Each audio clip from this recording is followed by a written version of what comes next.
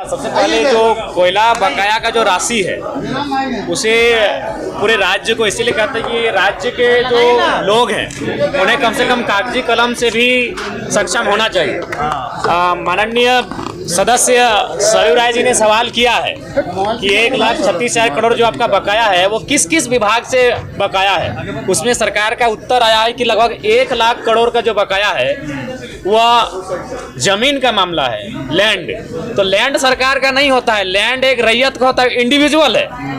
यानी इसीलिए हमें लगता है, शायद मैं गलत नहीं हूँ, आज इसीलिए झारखंड राज्य में रैयतों के पक्ष में जमीन जीएम लैंड की रसीद नहीं काटी जा रही है, क्योंकि जीएम लैंड की रसीद अगर काटी जाएगी तो माइंस में जो जमीन का अधिग्रहण होता है, और आज जो सरकार 1,36,000 करोड़ का दावा कर रही है वो इंडिविजुअल पैसा है, वो सरकार का भी खजाना नहीं है। ये बहुत बड़ा विषय है, वो इंडिविजुअल है। क्योंकि उसमें उसको आप पढ़िए, माननीय सरयू राय जी ने सवाल किया है, सरकार ने उत्तर दिया है कि उसमें से मैक्सिमम जो पैसा है वो जमीन संबंधित पैसा है, और जमीन सरकार का नहीं, जमीन रैयत का होता है। इसीलिए इस राज्य में जीएम के लैंड का रसीद नहीं काटा जा रहा है, जो कि इस राज्य के लोगों के साथ बहुत बड़ा छल किया जा रहा है। तो क्या रॉयल्टी विषय बन गया है? नहीं, तो जमीन का रॉयल्टी नहीं, सीधा बात इंडिविजुअल है। जमीन का रॉयल्टी इंडिविजुअल है, क्योंकि अगर जमीन का रसीद कटता और कोई माइंस वहां अधिग्रहण करती तो उस जमीन का रॉयल्टी मिलता, लेकिन किसे मिलता? रैयत को मिलता।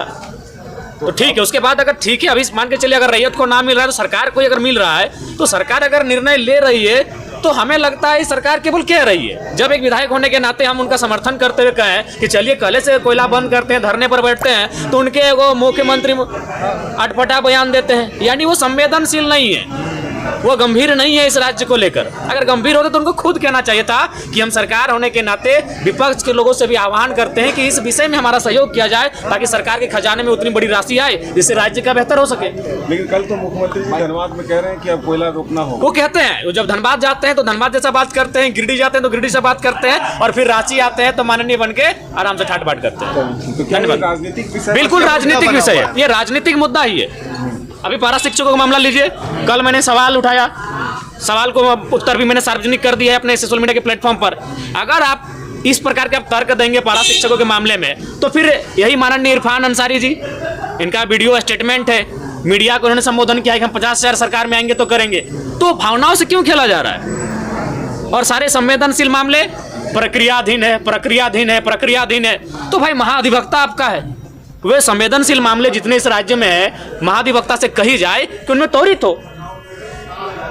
धन्यवाद। ये सामान में लाभ जो कटौती हो रही है, उसमें भी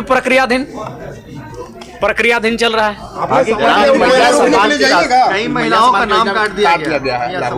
देखिए, आज मैं पुनः आपको कह रहा हूँ, जैसे जैसे समय बढ़ेगा, मैया सम्मान योजना में जो भी लाभुक हैं जिनका रजिस्ट्रेशन हुआ है, धीरे धीरे उनके नामों की संख्या में कटौती होगी। ये सत्य आप देख लीजिएगा। धन्यवाद।